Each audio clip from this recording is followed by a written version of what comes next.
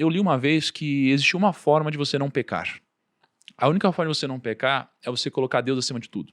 Porque se você colocar Deus acima de tudo, você, por exemplo, coloca Deus acima de uma traição. Você coloca Deus acima de um assassinato. Você coloca Deus acima de uma chantagem ou alguma coisa assim, né? Então, quando a gente olha que Saul desobedeceu a Deus e por isso ele perdeu a coroa de alguma forma, né? O que você tem a dizer sobre essa lógica de amar Deus acima de tudo, sendo quase que um antídoto ao pecado? Olha, a gente tem que entender, tem um amigo meu, Dr. Reinaldo Siqueira, muita gente boa, está em Israel agora, a gente trabalhou junto no Brasil, e ele, ele é especialista em Antigo Testamento. Ele fala algo que eu acho que responde essa sua pergunta. A gente fala muito da graça de Deus, que é aquela bondade de Deus que nos salva. Nós somos salvos pela fé, pela graça mediante a fé. Graça, para quem não está acostumado com a linguagem bíblica, é a bondade imerecida. É aquilo que Deus faz para que eu seja salvo. Eu não sou salvo porque eu sou bonitinho, porque eu fiz boas obras, eu sou salvo porque Deus é bom. Agora, só que a gente fala, aí que vem a minha paráfrase do Reinaldo Siqueira, a gente fala muito da graça no sentido descendente. Deus que me ama e envia o seu filho para morrer por mim. Mas a Bíblia, com histórias como a de Davi, mostra também uma graça ascendente. O que é a graça ascendente? Assim como Deus me ama incondicionalmente, eu também amo a Deus incondicionalmente. Assim como ele me ama a ponto de sofrer a morte do Calvário por mim, eu também o amo a ponto de sofrer o martírio por ele. Mesmo que eu não tiver todos os ganhos, eu continuaria assim porque eu o amo. Então, nesse sentido, o que significa o colocar a Deus sobre todas as coisas? É o amor que permite isso. Não é um assentimento intelectual, não é um credo religioso, não é um costume, não é um treinamento, é um amor.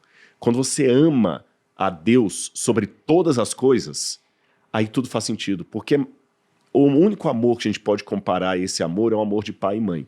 Eu, como não sou pai ainda, eu posso falar dele não por experiência, mas pelo que os outros descrevem. Quando você tem um filho, você não ama aquele filho com a esperança que ele vai ser alguém para te dar orgulho. Você ama aquele filho não com a esperança que ele vai cuidar de você quando você ficar velho para você não ir para o asilo. Você simplesmente ama, sem esperar nada em troca. Isso é bizarro, é verdade. Aí, quando você chega nesse nível de amar a Deus sem esperar nada em troca, você está pronto para entrar no reino dos céus. Agora, enquanto você ama Deus esperando que vai vir alguma coisa em troca, isso não é amor, é barganha. Caraca. É um desafio, né? Difícil mesmo, É um hein? desafio, porque às vezes isso daí não é intuitivo. Às vezes você sente, é como a inveja. Às vezes você sente a inveja, você não decide. E você se sente mal por isso, inclusive, né? Então é um debate interno. Aliás, é um pouco disso que aconteceu até aqui com Saul, porque Saul, que teve um bom início, com o passar do tempo, como Davi acabou ficando popular, e a gente vai contar um pouco dessa história, Saul ele começou a ter inveja. Cara, mas essa inveja e esse amor de Deus barra barganha é muito inconsciente. Tem que, tipo, eu não tenho nem ideia do que você tem que trabalhar na sua cabeça para você não ter isso. Porque é diferente você separar de, tipo assim, não vou fazer isso porque eu amo a Deus genuinamente, ou não vou fazer isso porque isso vai impedir, sei lá, eu entrar no reino do céu, ou isso é errado na visão de Deus, sabe? Tipo, É quase que o amor é o não motivo, né? Porque você fala, por que você ama tal? Eu amo tal pessoa porque ela é legal. Não, o amor é o não motivo. Não motivo. Eu amo a despeito que ele. Agora, boa notícia. O Kaique fez uma pergunta interessante aí. Tem um ponto teológico aí. Como é que eu faço isso? O lindo do amor é que o amor... Até, acho que você usou a palavra intuição. A palavra intuição no grego significa Deus dentro. Essa é a etimologia da palavra intuição. Poucas pessoas sabem isso. Intuição significa Deus dentro. E Deus é tão maravilhoso que ele já capacitou o seu organismo para duas coisas.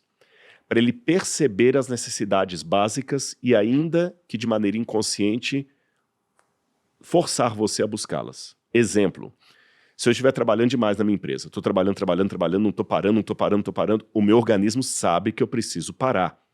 Uma hora o que acontece? Eu tenho uma estafa.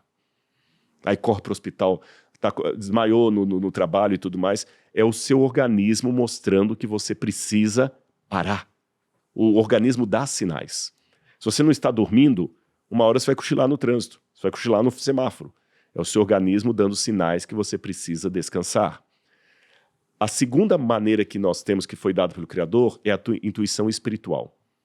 O seu organismo vai mostrar que você precisa de Deus. E quando você começa a se relacionar com Ele, aí a intuição fica mais literal ainda. Por quê? O Espírito de Deus fala a você. Jesus falou assim, quando Jesus foi embora, os discípulos estavam com preocupações semelhantes às suas. Como é que a gente vai fazer? Como é que a gente vai fazer? Jesus, calma. Eu vou para o Pai e vou enviar o Consolador, o Paráclitos, o apoiador. Consolador não é uma boa tradução para Paráclitos. Paráclitos nem tem uma tradução correta em português. É uma mistura de consolador com apoiador. Sabe o CEO, aquele cara que ele dá vida à empresa? Ou até aquele cara que, assim, se a empresa não está bem, você contrata o sujeito para ele passar uma semana dando treinamento. Sabe aquele cara que fala assim, olha, eu posso mandar embora todo mundo, mas esse sujeito aqui que ele não saiba, mas se ele pedir 10 vezes o salário, eu pago, porque eu não posso ficar sem ele. O Espírito Santo é esse. Ele vem. E Jesus falou o seguinte, ele está com vocês, mas ele passará a estar em vocês. E ele conduzirá vocês a toda a verdade. Então essa sua pergunta, uma vez que você está em conexão com o Pai, o próprio Espírito vai lhe orientando e lhe conduzindo.